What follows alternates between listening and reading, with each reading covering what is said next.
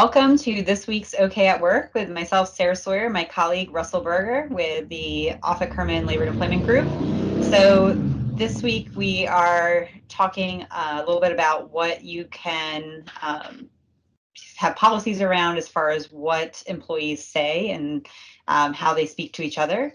So I want to talk a little bit about the National Labor Relations Act, which often people think of in the context of unions and those types of organizations, but it actually has broader application as it relates to employees talking to one another in concerted activity, talking about what they make, and trying to gain better working conditions. So it actually has a lot broader implication than I think a lot of people realize. So wanted to talk a little bit about how that impacts employers and in what context have you seen it come up, Russell?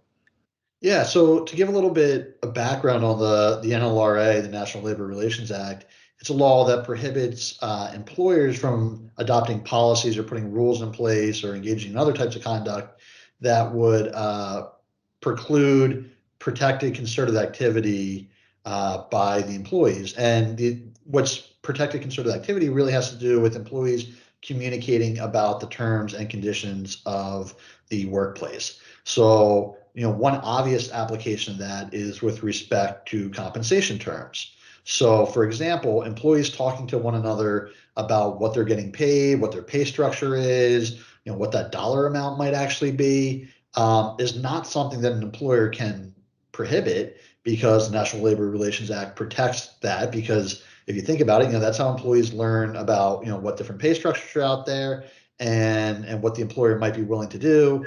And those conversations could lead to employees improving the terms and conditions of their working experience.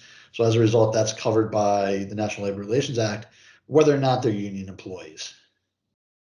Yeah, and I see this come up often when it comes to social media. We've talked a little bit on our show here on about social media and what employees post and how that can impact the workplace. And this is an area where we've seen someone post something about the working conditions. They post something about being frustrated with their boss or post something like that on social media. The NLRA is something that you have to consider when looking at that post and deciding what to do, if anything, about it. Because if someone's voicing a concern about their working conditions, their friends, they have their Facebook friends with other colleagues, then the other colleagues are weighing in on that tough boss that they don't like, and they don't like these certain conditions, that can be covered. So there's definitely a couple of layers to consider there, and this is another area of the law where technology has complicated things a bit sometimes, and I've seen a lot of my clients often not recognize that as an issue. So they might see that post, get frustrated, want to tell the employee to take it down, want to terminate the employee over it without thinking through that this could be seen as a concerted activity. Right. And the answer is maybe the employer can do that, maybe they can't. And it's really going to be fact dependent. And one of the other nuances to this is that the NLRB, which is the government agency that enforces the NLRA, it's political. Its constitution swings based on who holds the White House. So as you can imagine from, the last 4 years or so, it was a more pro-employer, pro-business interpretation of these laws and these ideas.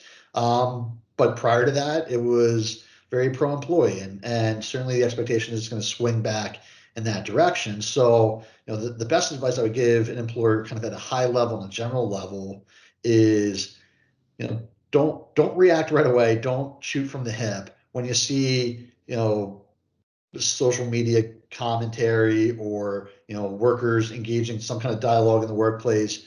You got to stop and pause and determine whether or not it's protected activity or not. Because if it's protected activity, you might have to let it go. And even if you have to let it go, you can still probably implement other compliant policies that might mitigate some of the risk or curtail some of the worst parts of it, or the most noxious parts of it to you as a business owner.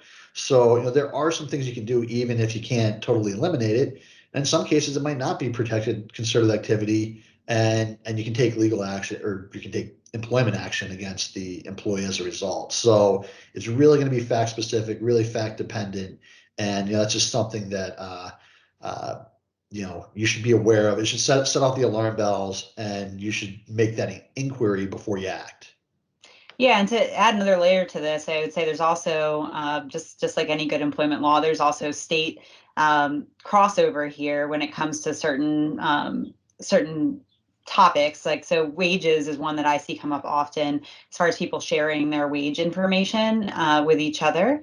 And so, for example, in Maryland, we've got the Maryland Equal Pay for Equal Work Law, and that also prohibits stopping employees from talking about disclosing their wages, talking about their wages with each other. So there's a couple different layers of where these types of issues can come up. So another great fun fact specific area of the law that often comes up, and just like Russell said, you want the issue to come up in your head. You want it to trigger and say, okay, well, let me stop and pause and see what I should do here, and just be able to issue spot as things come up. So I think that's a good takeaway. So, well, thank you, Russell, and we'll see you next time. Thanks, Sarah.